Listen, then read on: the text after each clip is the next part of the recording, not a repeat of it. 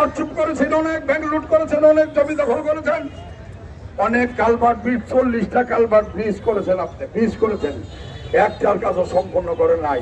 টাকা তুলে নিয়ে খাইছুন, অর্ধেক কাজও হয় নাই, পুনরায় সেটা করতে হয়েছে।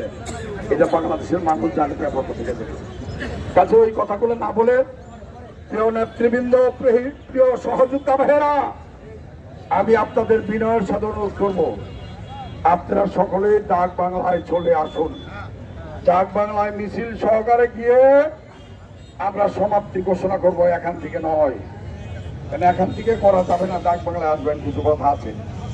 আর একটা কথা বলি, 10 মিনিটের দূষিতে যে সেখানে থেকে চলে আসলেন, আমার সেক্রেটারি সাহেব বলছে বড় বিএনপি যে আর সুযোগ দেওয়া হবো না, এটা দেওয়া হবো তো সমস্যা নেবো না, নাকি কোন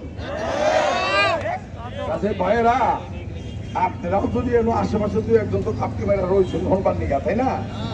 ওই নামে জানি কোন চমকি গেলে আর কোনোদিন গেলে ভালো হবো না।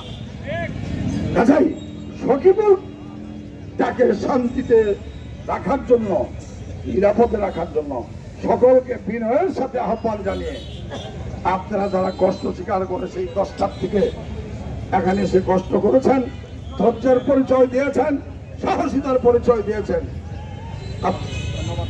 আপনাদের সকলকে উপজেলা বিএনপি অ্যাডভোকেট আহমেদ খান, তারেক রহমান, পৌর বিএনপি, যুবদল, ছাত্রদল, স্বেচ্ছাসেবক দল, কৃষক দল, শ্রমিক দলের প্রত্যেককে আন্তরিক ধন্যবাদ, অভিনন্দন জানিয়ে আমার কথা শেষ করছি।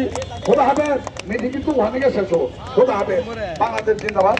আপনাদের ধন্যবাদ, আপনাদের অভিনন্দন। আসসালামু আলাইকুম। সবাই ডাক বাংলো চলে আসবেন, একটি নেতা কর্মী বসে থাকবে।